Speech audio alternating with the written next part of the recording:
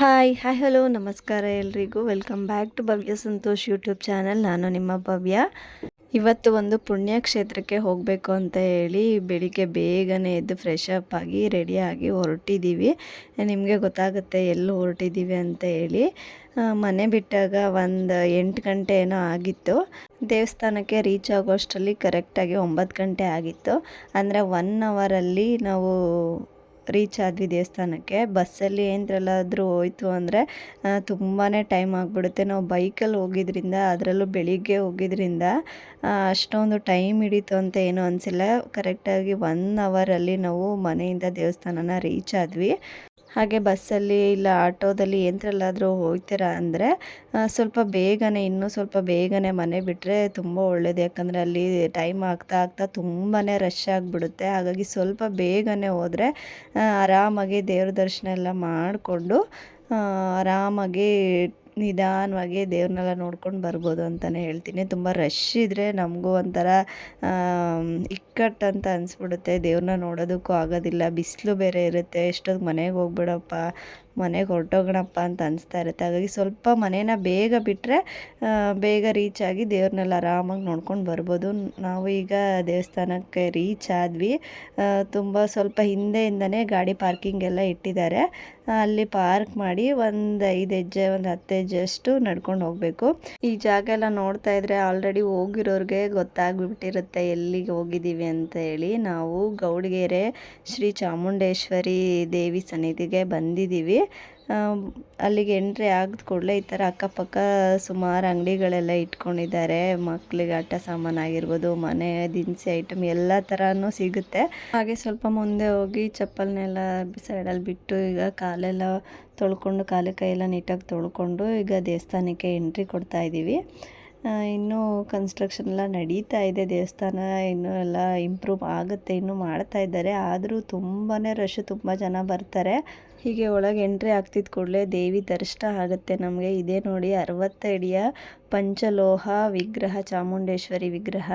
ಒಳಗಡೆ ಎಂಟ್ರಿ ಆಗ್ತಿದ್ದ ಕೂಡಲೇ ರೈಟ್ ಸೈಡಲ್ಲಿ ಈ ಥರ ಒಂದು ಬೋರ್ಡೆಲ್ಲ ಹಾಕಿದ್ದಾರೆ. ಅಂದರೆ ಅಲ್ಲಿ ಇಲ್ಲಿ ಬರೋರಿಗೆ ಹೆಲ್ಪ್ ಆಗಲಿ ಅನ್ನೋದಕ್ಕೋಸ್ಕರ ಯಾವ್ಯಾವ ಥರ ಪೂಜೆ ನಡೆಯುತ್ತೆ, ನಾವು ಯಾವ ಥರ ಪೂಜೆ ಯಾವುದನ್ನು ಮಾಡಬೇಕು, ಅದಕ್ಕೆಲ್ಲದಕ್ಕೂ ಟಿಕೆಟ್ನ ತೊಗೋಬೇಕಾಗುತ್ತೆ.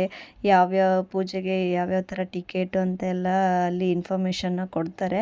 ಹಾಗೆ ಟಿಕೆಟ್ ಕೂಡ ಅಲ್ಲೇ ಕೂಡ ತೊಗೊಳ್ಳೋದು. ಟಿಕೆಟ್ನು ತೊಗೊಂಡು, ಅಂದರೆ ಉಪ್ಪಿನ ಸೇವೆಗೆ ಬೇರೆ, ಕಾಯಿ ತೊಗೊಂಡ್ರೆ ಅದಕ್ಕೆ ಬೇರೆ, ಈ ರೀತಿಯಾಗಿ ಎಲ್ಲದಕ್ಕೂ ಬೇರೆ ಬೇರೆ ಟಿಕೆಟ್ ಇರುತ್ತೆ. ನಾವು ಯಾವುದನ್ನು ತೊಗೋಬೇಕಂತಿರ್ತೀವೋ ಅದಕ್ಕೆ ಟಿಕೆಟ್ ಎಲ್ಲ ತೊಗೊಂಡು, ಹಾಗೆ ಪಕ್ಕದಲ್ಲಿ ಪೂಜೆ ಸಾಮಾನು ಕೂಡ ತೊಗೊಂಡು ಈಗ ಒಳಗಡೆ ಹೊರಟಿದ್ದೀವಿ ದೇವಿ ದರ್ಶನ ಮಾಡೋದಕ್ಕೆ ಅಂತ ಹೇಳಿ.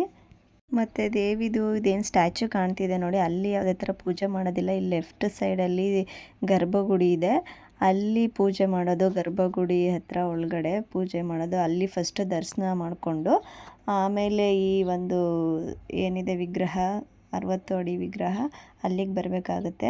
ನಾವು ಕೂಡ ಈಗ ಪೂಜೆ ಮಾಡಿಸೋದಕ್ಕೆ ಅಂತೇಳಿ ಗರ್ಭಗುಡಿ ಕಡೆ ಹೊರಟಿದ್ದೀವಿ. ಗರ್ಭಗುಡಿ ಕಡೆ ಹೋಗುವಾಗ ಇಲ್ಲೇ ಸೈಡಲ್ಲಿ ತುಂಬ ದೇವರುಗಳನ್ನ ಇಟ್ಟಿದ್ದಾರೆ. ಮೊದಲಿಗೆ ನವಗ್ರಹ ಇರುತ್ತೆ, ನವಗ್ರಹ ಸುತ್ತಕೊಂಡು ಅಲ್ಲೂ ಕೂಡ ನಮಸ್ಕಾರ ಮಾಡಿಕೊಂಡು ಹಾಗೆ ಮುಂದೆ ಹೊರಟ್ರೆ ಒಂದೊಂದೇ ದೇವ್ರುಗಳ ಮೂರ್ತಿನ ಇಟ್ಟಿದ್ದಾರೆ. ಎಲ್ಲದಕ್ಕೂ ಕೂಡ ಹಾಗೆ ನಮಸ್ಕಾರ ಮಾಡಿಕೊಂಡು ಹಾಗೆ ಹೊರಟಬೇಕು ಮುಂದೆ.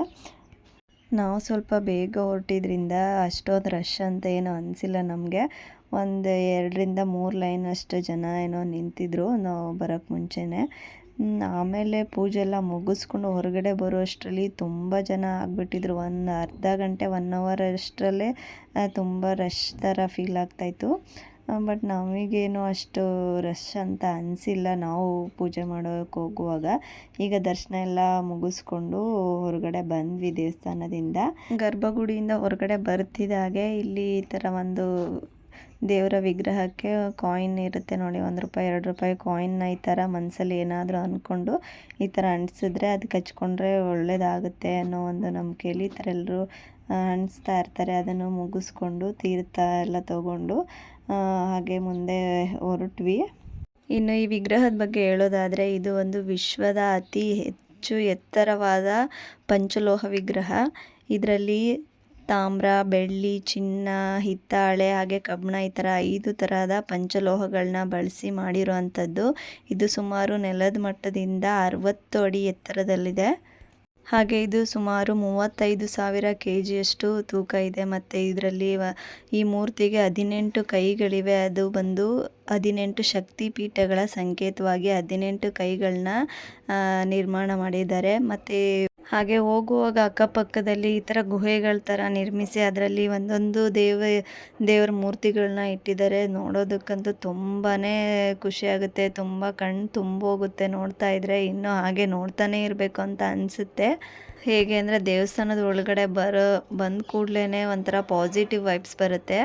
ಹಾಗೆ ಮೇಲೆ ಬಂದು ನಾವು ಹರಕೆ ಕಟ್ಕೊಂಡು ಏನಾದರೂ ಕಾಯಿ ಏನಾದರೂ ತೊಗೊಂಡು ಬಂದಿದ್ರೆ ಅದನ್ನು ಇಲ್ಲಿ ಇವ್ರ ಕೈ ಕೊಟ್ಟು ಅವರು ದೇವರಿಗೆ ಮುಟ್ಟಿಸಿ ಆಶೀರ್ವಾದ ಪಡ್ಕೊಂಡು ದೇವಿದ ನಮಗೆ ವಾಪಸ್ ಕೊಡ್ತಾರೆ. ನಾವು ಮತ್ತೆ ಅದನ್ನು ಇಲ್ಲಿಂದ ತೊಗೊಂಡೋಗಿ ಅಲ್ಲಿ ಪ್ರದಕ್ಷಿಣೆ ಹಾಕಿ ಕಟ್ಟುವಂಥದ್ದು. ಇಲ್ಲಿ ದೇವಿ ಪಾದಕ್ಕೆ ಸೋಗಿಸಿ ದೇವಿ ಆಶೀರ್ವಾದ ಮಾಡಿ ಕೊಡ್ತಾರೆ ಆ ಒಂದು ಕಾಯಿಗೆ. ಮತ್ತು ಹಾಗೆ ಕೆಳಗಡೆ ಹೋಗಿ ಇಲ್ಲಿಂದ ಕೆಳಗಡೆ ಹೋದ್ಮೇಲೆ ಅಲ್ಲಿ ಒಂದು ಪುಟ್ಟದು ದೇವಿ ವಿಗ್ರಹ ಇದೆ. ಈ ವಿಗ್ರಹಕ್ಕೆ ನಾವು ತೊಗೊಂಡು ಹೋಗಿದ್ದಂತಹ ಹಣ್ಣು, ಹೂವು, ಕಾಯಿ ಏನಿದೆ ಎಲ್ಲನೂ ಅಲ್ಲೇ ಇಟ್ಟು ಕಾಯಿ ಹೊಡೆದು ಪೂಜೆನ ಮಾಡ್ಕೋಬೇಕು ನಾವೇ. ಅಂದರೆ ಗರ್ಭಗುಡಿಲಿ ಕಾಯೆಲ್ಲ ಹೊಡೆಯೋದೇನಿಲ್ಲ, ದರ್ಶನ ಮಾಡ್ಕೊಂಡು ಬರೋದಷ್ಟೇ. ಇಲ್ಲಿ ಬಂದು ನಾವು ಕಾಯಿ ಹೊಡ್ಕೊಂಡು ಪೂಜೆನ ಮಾಡ್ಕೋಬೇಕು ಈಚೆಗಡೆನೇ ಇಲ್ಲಿ. ಇದಾದಮೇಲೆ ನಾವೇನು ಕಾಯಿ ತೊಗೊಂಡಿದ್ವಿ ಕಟ್ಟೋದಕ್ಕೆ ಅಂತ ಹೇಳಿ ಆ ಕಾಯಿನೂ ತೊಗೊಂಡು ಕಟ್ಟೋದಕ್ಕೆ ಅಂತೇಳಿ ಹೊರಟಿದ್ದೀನಿ. ಕಾಯಿ ಕಟ್ಟೋದಕ್ಕೆ ಮುಂಚೆ 3 ಸುತ್ತು ಪ್ರದಕ್ಷಿಣೆ ಹಾಕ್ಕೊಂಡು ಆಮೇಲೆ ನಂತರ ಕಟ್ಟುವಂಥದ್ದು. ಈ ತೆಂಗಿನಕಾಯಿನ ನೀವು ಮನೆಯಿಂದ ಬೇಕಾದರೆ ತೊಗೊಂಡು ಹೋಗ್ಬೋದು, ಇಲ್ಲ ಇಲ್ಲೇ ಬಂದು ದುಡ್ಡಿಗೆ ತೊಗೊಂಡು ಕಟ್ಬೋದು. ಮನೆಯಿಂದ ಕೂಡ ತೊಗೊಂಡೋಗಿ ಅಲ್ಲಿ ಕಟ್ಬೋದು ಹರಕೆ ಮಾಡಿಕೊಂಡು. ದೇವಿನ ನೆನೆಸ್ಕೊಳ್ತಾ ಮತ್ತು ನಾವು ಏನು ಹರಕೆ ಹೊತ್ಕೊಂಡಿರ್ತೀವಿ ಅದನ್ನು ಕೂಡ ನೆನೆಸ್ಕೊಳ್ತಾ 3 ಸುತ್ತು ಪ್ರದಕ್ಷಿಣೆ ಹಾಕ್ಕೊಂಡು ಕಾಯಿನ ಕಟ್ಟುವಂಥದ್ದು. ಈ ಥರ ಒಂದು 7 ವಾರ 9 ವಾರ ಮಾಡಿದ್ರೆ ನೀವು ಅಂದ್ಕೊಂಡಿರೋ ಕೆಲಸ ಆಗುತ್ತಂತೆ. ಹಾಗೆ ಮತ್ತು ಇಲ್ಲಿ ಏನು ಕಾಣ್ತಾ ಇದೆ ಬಸವಣ್ಣಂದು ಸ್ಟ್ಯಾಚು, ಇದು ಹಳೆಯದು ಬಸವಣ್ಣ 2022ರಲ್ಲಿ ಇದು ಲಿಂಗೈಕ್ಯ ಆಗಿದಂತೆ. ಅದನ್ನು ಇಲ್ಲೇ ಘಟ ಸ್ಥಾಪಿಸಿ ಅದ್ರ ಮೇಲೆ ಈ ಥರ ಬಸವಣ್ಣಂದು ಸ್ಟ್ಯಾಚ್ಯೂನ ನಿರ್ಮಾಣ ಮಾಡಿದ್ದಾರೆ.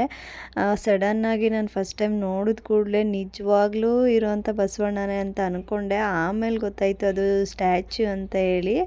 ಅಷ್ಟು ರಿಯಲ್ಲಾಗೆ ಅದನ್ನು ಮಾಡಿದ್ದಾರೆ ಬಸವಪ್ಪನ. ಹಾಗೆ ಇಲ್ಲಿ ತೀರ್ಥಕ್ಕೆ ಸ್ನಾನ ಕೂಡ ಇರುತ್ತಂತೆ. ಅದಕ್ಕೂ ಕೂಡ ಸಪ್ರೇಟು ಟಿಕೆಟ್ ಎಲ್ಲ ತೊಗೊಂಡು ಯಾರಿಗಾದ್ರೂ ಅನಾರೋಗ್ಯ ಆ ಥರ ಸಮಸ್ಯೆಗಳಿದ್ರೆ, ಆರೋಗ್ಯ ಸಮಸ್ಯೆ, ತೀರ್ಥಕ್ಕೆ ಸ್ನಾನ ಮಾಡಿದ್ರೆ ಆರೋಗ್ಯ ಆಗ್ತಾರೆ ಅಂತ ಹೇಳಿ ನಂಬಿಕೆ. ನಮಗದು ನೋಡೋದಕ್ಕೆ ಸಿಕ್ಕಿಲ್ಲ, ಇನ್ನೂ ಸ್ವಲ್ಪ ಟೈಮ್ ಆಗುತ್ತೇನೋ ಅಂತ ಹೇಳಿ ನಾವು ಎಲ್ಲ ಕೆಲಸ ಮುಗಿಸ್ಕೊಂಡು ಹೊರಟ್ವಿ. ಹಾಗೆ ಇಲ್ಲಿ ಕಟ್ಟಿರುವಂಥ ಕಾಯಿಗಳು ಕೂಡ ಇಲ್ಲಿನ ಒಂದು ದಾಸೋಹಕ್ಕೆ ಬಳಸ್ಕೊತಾರಂತೆ. ಬೇರೆ ಎಲ್ಲೂ ಮಾರಾಟ ಮಾಡೋದು ಆ ಥರ ಎಲ್ಲ ಏನೂ ಇರೋದಿಲ್ವಂತೆ. ಇಲ್ಲಿ ದಾಸೋಹ ಏನು ನಡೆಯುತ್ತೆ ಅದಕ್ಕೆ ಅದನ್ನು ಬಳಸ್ಕೊತಾರಂತೆ. ಹಾಗೆ ನೆಕ್ಸ್ಟ್ ಬಂದು ನಾನು ಇಲ್ಲಿ ಉಪ್ಪಿನ ಸೇವೆನ ಮಾಡ್ತಾಯಿದ್ದೀನಿ. ಪ್ರತಿಯೊಬ್ಬರು ಕೂಡ ಇಲ್ಲಿ ಉಪ್ಪಿನ ಸೇವೆನ ಮಾಡ್ತಾರೆ. ಅಂದರೆ ಏನಿಲ್ಲ, ಉಪ್ಪನ್ನ ತಗೊಂಡು ಈ ಥರ ದೇವಿಗೆ ಇಳಿ ತೆಗೆದು ಪೂಜೆ ಮಾಡಿ ಅಲ್ಲಿ ಹಾಕುವಂಥದ್ದು. ಈ ರೀತಿ ಮಾಡೋದ್ರಿಂದ ನಮ್ಮ ಕಷ್ಟಗಳು ಉಪ್ಪು ಯಾವ ರೀತಿಯಾಗಿ ಕರಗುತ್ತೆ ನೋಡಿ ಅದೇ ರೀತಿಯಾಗಿ ಕರಗ್ತಾ ಹೋಗುತ್ತೆ ಅಂತ. ಹಾಗೆ ನಮ್ಮ ಮೇಲೆ ಯಾವುದೇ ಥರ ಕೆಟ್ಟ ದೃಷ್ಟಿ ಆ ಥರ ಏನಾದರೂ ಇದ್ದರೆ ಎಲ್ಲ ಪರಿಹಾರ ಆಗುತ್ತೆ ಅಂತ ಹೇಳಿ ಈ ಥರ ಒಂದು ಉಪ್ಪಿನ ಸೇವೆನ ಮಾಡ್ತಾರೆ. ಹಾಗೆ ಈ ದೇವಸ್ಥಾನಕ್ಕೆ ಆಲ್ಮೋಸ್ಟ್ ಜಾಸ್ತಿ ಅಂದರೆ ಮಹಿಳೆಯರೇ ಬರ್ತಾರೆ, ಜೆಂಟ್ಸ್ ಕೂಡ ಬರ್ತಾರೆ ಇಲ್ಲ ಅಂತಲ್ಲ, ಬಟ್ ಎಲ್ಲಿ ನೋಡಿದ್ರು ಮಹಿಳೆಯರೇ ಸಿಗ್ತಾರೆ. ಹಾಗೆ ಈ ದೇವಸ್ಥಾನಕ್ಕೆ ವಾರದ ದಿನಗಳಾಗಿರುವಂಥ ಮಂಗಳವಾರ ಮತ್ತು ಶುಕ್ರವಾರ ತುಂಬಾ ಜನ ಸೇರ್ತಾರಂತೆ, ತುಂಬ ರಶ್ ಆಗುತ್ತಂತೆ. ನಾವಲ್ಲಿ ಒಬ್ರನ್ನ ಕೇಳಿದ್ವಿ, ಅವರು ಹೇಳಿದ್ದು ಒಂದು 10 ಗಂಟೆ ಒಳಗಡೆ ಇಲ್ಲ ಸಂಜೆ 4 ಗಂಟೆ ಮೇಲೆ ಬಂದರೆ ಸ್ವಲ್ಪ ಫ್ರೀ ಇರುತ್ತೆ, ಅದು ಬಿಟ್ಟು ಮಧ್ಯಾಹ್ನ ಟೈಮಲ್ಲೆಲ್ಲ ಬಂದರೆ ತುಂಬಾ ರಶ್ ಇರುತ್ತೆ ಅಂತ ಹೇಳಿದ್ರು. ಮತ್ತು ಸ್ಯಾಟರ್ಡೆ ಸಂಡೇ ಇಂಥ ದಿನಗಳಲ್ಲಿ, ರಜದ ದಿನಗಳಲ್ಲಿ, ವಿಶೇಷ ದಿನ, ಅಮಾವಾಸ್ಯೆ, ಹುಣ್ಣಿಮೆ ಇಂಥ ದಿನಗಳಲ್ಲೆಲ್ಲ ತುಂಬಾ ರಶ್ ಇರುತ್ತಂತೆ. ಕಾಲು ಇಡೋದಕ್ಕೂ ಜಾಗ ಇರಲ್ಲ, ಅಷ್ಟು ಜನ ಸೇರ್ತಾರಂತೆ ಈ ಒಂದು ಚಾಮುಂಡೇಶ್ವರಿ ತಾಯಿಯ ಆಶೀರ್ವಾದ ಪಡೆಯೋದಕ್ಕೆ, ದರ್ಶನ ಪಡೆಯೋದಕ್ಕೆ ಅಷ್ಟು ಜನ ಇರ್ತಾರಂತೆ. ಹಾಗೆ ಇಲ್ಲಿ ನೋಡ್ತಾ ಇರ್ಬೋದು ನೀವು ಈಗ ಬಸಪ್ಪ, ಗೌಡಗೆರೆ ಬಸಪ್ಪನ ಬಗ್ಗೆ ನೀವು ತುಂಬಾ ಕೇಳಿರ್ತೀರ. ತುಂಬಾ ಶಕ್ತಿಯುತವಾಗಿರೋವಂಥ ಬಸಪ್ಪ. ಈಗ ಇಲ್ಲಿ ಬಸಪ್ಪನೂ ಕೂಡ ಕರ್ಕೊಂಡು ಬಂದು ದೇವಿ ಆಶೀರ್ವಾದ ಪಡ್ಕೊಂಡು ಬರ್ತಾ ಇದೆ. ನೈವೇದ್ಯ ಇಟ್ಟಿರ್ತಾರಂತೆ, ಅದನ್ನು ತಿನ್ನಿಸಿ ಆಶೀರ್ವಾದ ಪಡ್ಕೊಂಡು ಈ ಥರ ಕರ್ಕೊಂಡು ಬರ್ತಾರಂತೆ ವಾರದ ದಿನಗಳಲ್ಲಿ, ಮಂಗಳವಾರ ಮತ್ತು ಶುಕ್ರವಾರ. ಬೇರೆ ದಿನಗಳಲ್ಲೂ ಈ ಥರ ಇರುತ್ತೋ ಏನೋ ಗೊತ್ತಿಲ್ಲ. ನಾವು ಹೋಗಿದ್ದಿದ್ದು ಶುಕ್ರವಾರ, ಅವತ್ತು ಈ ಥರ ಒಂದು ಮಾಡ್ತಾಯಿದ್ರು. ಬಸಪ್ಪ ದಾಟಿದ್ರೆ ಒಳ್ಳೆಯದಾಗುತ್ತೆ ಅಂತ ಹೇಳಿ ಇಲ್ಲಿಂದ ದೇವಿ ದರ್ಶನ ಮಾಡ್ಕೊಂಡು ಬಂದ ಮೇಲೆ ಈ ಬಸಪ್ಪ ಗರ್ಭಗುಡಿ ಏನಿರುತ್ತೆ ಅದ್ರ ಸುತ್ತಲೂ 3 ರೌಂಡು ಸುತ್ಕೊಂಡು ಬಂದು, ಆಮೇಲೆ ಅಲ್ಲಿ ಬಂದಿರುವಂಥ ಭಕ್ತಾದಿಗಳೇನಿದ್ದಾರೆ ಏನಾದರೂ ಒಂದು ಕೋರಿಕೆನ ನೆನೆಸ್ಕೊಂಡು ಮಲ್ಕೊತಾರೆ, ಅವ್ರನ್ನ ದಾಟುವಂಥದ್ದು. ದಾಟ್ದಿರ ನಿಂತ್ಕೊಂಡ್ರೆ ಅವ್ರು ಅಂದ್ಕೊಂಡಿರೋ ಕೆಲಸ ಆಗಲ್ಲ ಅಥವಾ ನಿಧಾನ ಆಗುತ್ತೆ ಅಂತ ಹೇಳಿ. ಮತ್ತು ನಾನು ಕೂಡ ಮಲ್ಕೊಂಡಿದ್ದೆ, ಏನೋ ನೆನೆಸ್ಕೊಂಡು ನಾನು ಅಪ್ಪನೂ ಕೂಡ ಕರ್ಕೊಂಡು ನಾನು ಮತ್ತು ಅಪ್ಪು ಇಬ್ಬರು ಕೂಡ ಮಲ್ಕೊಂಡಿದ್ವಿ. ಬಸಪ್ಪ ಬಲಗಾಲಿಂದನೇ ದಾಟಿದೆ, ನೋಡೋಣ ಏನಾಗುತ್ತೆ ಅಂತ ಹೇಳಿ.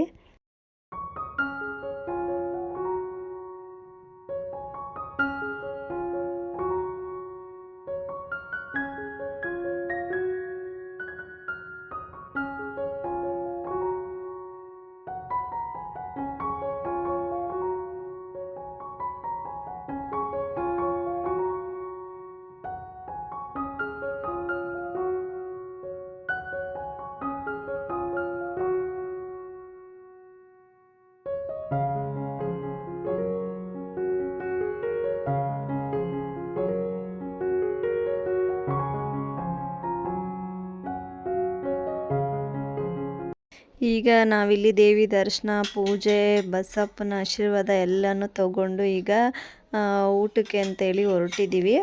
ಇಲ್ಲಿಂದ ದಾಸೋಹದ ಬಗ್ಗೆ ಹೇಳಬೇಕು ಅಂದರೆ ಇಲ್ಲಿ ಊಟ ಎನಿ ಟೈಮ್ ಸಿಗುತ್ತಂತೆ. ಮಧ್ಯರಾತ್ರಿಲಿ ಬಂದರೂ ಕೂಡ ಇಲ್ಲಿ ನಿಮಗೆ ಪ್ರಸಾದ, ಅನ್ನ ಪ್ರಸಾದ ಊಟ ಸಿಗುತ್ತಂತೆ.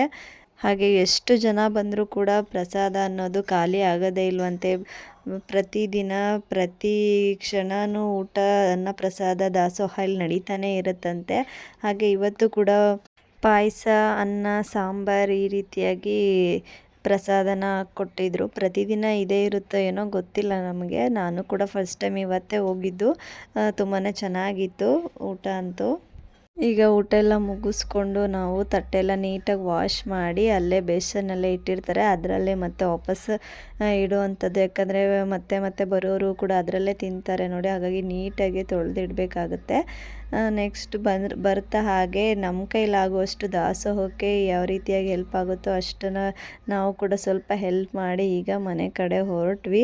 ಈ ಥರ ದೇವಸ್ಥಾನಕ್ಕೆಲ್ಲ ಬಂದಾಗ ಈ ಥರ ಏನಾದರೂ ಕಡಲೆಪುರಿ ಪ್ರಸಾದ ತೊಗೊಂಡು ಹೋಗಿಲ್ಲ ಅಂದರೆ ಹೇಗೆ, ಹಾಗಾಗಿ ಪ್ರಸಾದ ಕೂಡ ತಗೊಂಡು ಹೊರಟ್ವಿ.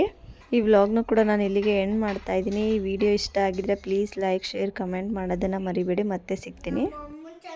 ಪ್ಲೀಸ್ ಲೈಕ್ ಮಾಡಿ, ಶೇರ್ ಮಾಡಿ, ಸಬ್ಸ್ಕ್ರೈಬ್ ಮಾಡಿಕೊಂಡು ಫಾಲೋ ಮಾಡಿ.